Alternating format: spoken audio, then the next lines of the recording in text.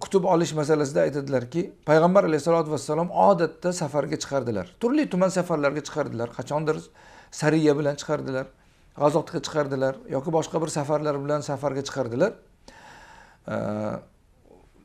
O'sha chiqqanlarida qaytishlarini sahobiy ikromlar xursandchilik bilan kutib olishardi. Abdulloh ibn Ja'far yosh bola bo'lganlar, Rasululloh alayhisolatu vassalom safarlarga borib qaytgan paytlarida yosh bola edim deydilar.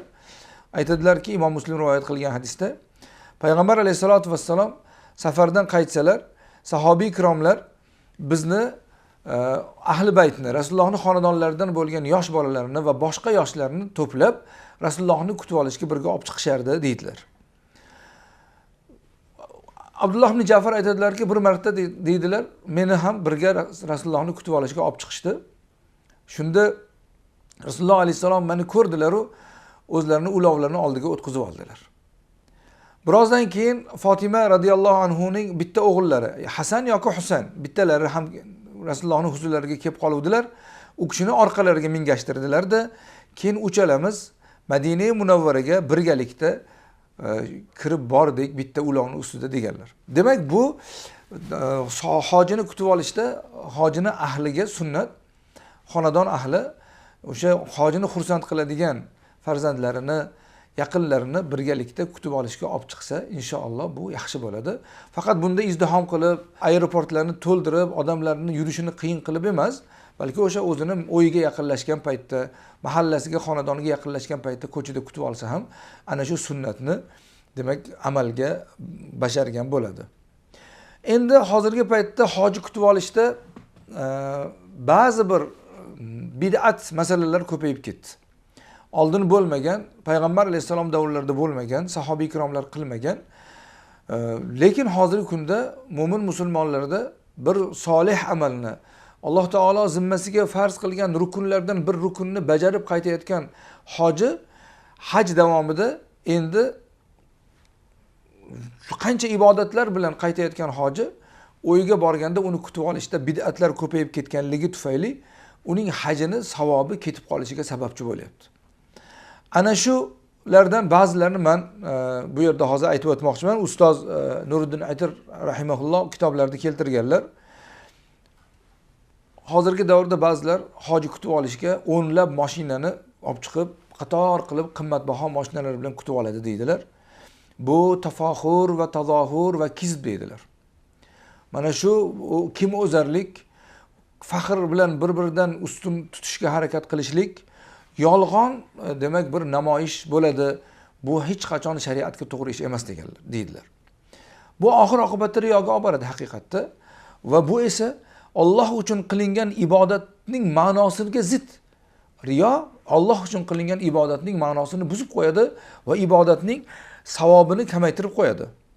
Endi hajday buyuk amalni, eng buyuk amalni inson bir nafsini xohishi uchun, bir ko'z qilish uchun, riyo qilish uchun, boshqalardan o'zini ustun ekanligini bildirish uchun, faxr va demak o'zini ustun ekanligini sezdirish uchun shunaqa mayda amallar bilan inson uni habata qilib qo'ymaslik kerak. Buni inson o'zining nafsi havosidan g'olib bo'lsin. Endi kutib olish ekanda eng isrofni, qimmatbaho narsalarni qilishlik bu shariati islomiyaga to'g'ri emas. Bu juda ham katta pulli isrofi bo'ladi va buni oqibatida esa hajning ruhoniyati yo'qoladi. Hajdan ko'zlangan maqsad ketadi va hojiga hajdan hech qanaqa manfaat bo'lmay qolishi mumkin. Alloh taolo o'zi asrasin. Ikkinchisi aytadilarki, hoji safardan kelsa, oyog'ini tagiga uzoq muddatdan har xil narsalarni solib, odamlar ikki ko'chani qator bo'lib kutib olishlari bor. Bizda ham ba'zi bir viloyatlarda shu narsa hozirgacha bor. Bunday qilmaslik kerak. Bu ham yaxshi narsa emas, isrofga, kimo'zarlikka, bir-biridan ustun ekanlikka olib boradi. Mana hozir buni ichida masalan erkak va ayol, yosh qari hammasi qator bo'lib turib oladi va natijada bu juda ham katta xarajat va hajning savobini ketishiga sabab bo'ladigan harakat bo'ladi. Keyingisi aytadilarki, Alloh taolo asrasin, endi hajdan kelgan odamni kutib olish uchun zebu zinat, kutib olish uchun o'y atrofini jihozlash, turli tuman narsalarni qo'yishda haddan oshish. Bu ham ba'zi bir xonadonlarda hozirgacha bor. Otasi yo onasini hajga jo'natadi bolalar.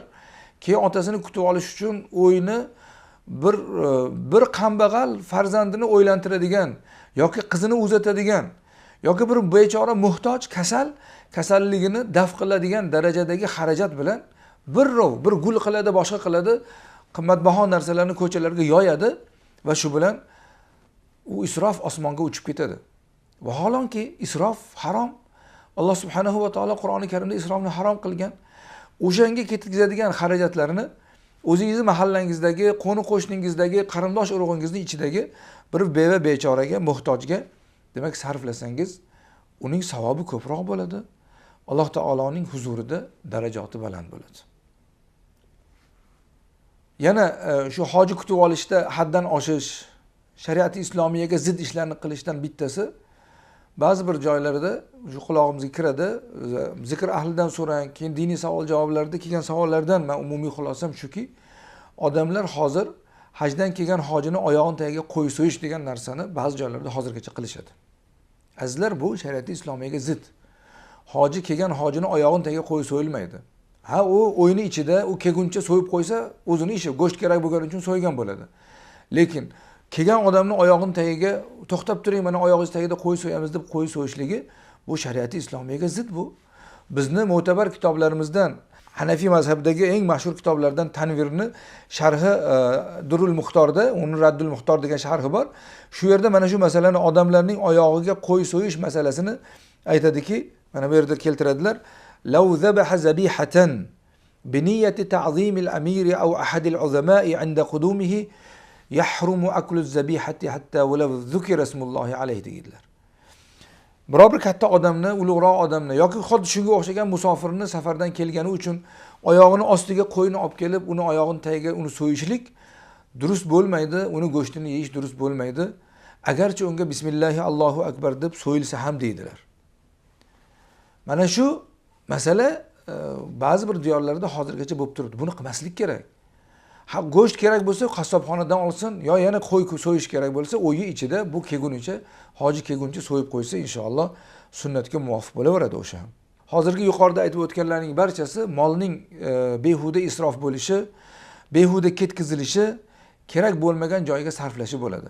Vaholanki Alloh subhanahu va taolo Qur'oni Karimda innahu la yuhibbul musrifin degan, Alloh taolo isrof qiluvchilarni hargiz sevmaydi degan. Shuning uchun azizlar, demak isrofdan ehtiyot bo'lish kerak. Hajdan kutib olishda, ayniqsa mana hozir diyorimizda kutayotgan hojilarning xonadonlarida mana shu bid'at narsalardan musulmonlar o'zini ehtiyot qilish kerak. Ana endi men hozir bu yerda aytib o'tmoqchi bo'lganim, mana shu hajdan borganga ketkazadigan xarajatlarni, sarfu surufni behuda sarflamasdan shu pulni ajratib, mahalladagi bir beva bechorani, muhtojni, o'zimizni qarindoshlarimiz ichidagi bitta nochorni agar uni hojatini ketkizsak agar, Alloh subhanahu va taoloda huzurida juda katta bir ajrga, savobga ega bo'lamiz. Ya'ni bu Allohning rahmati bo'ladi, Alloh subhanahu va taoloning xayri bo'ladi. Siz tufayli bir bechorani, bir muhtojni Alloh taolo ehtiyojini qondiradi. Alloh subhanahu va taolo siz tufayli ya'ni buyuk bir ibodatni bajarib keldingiz va kelganingiz bilanoq yana bir diyorimizdagi, o'zingiz mahallangizdagi bir nochorning hojati siz tufayli ketgan bo'ladi va bu esa savob ustiga savob, nur ustiga nur bo'ladi inshaalloh taolo.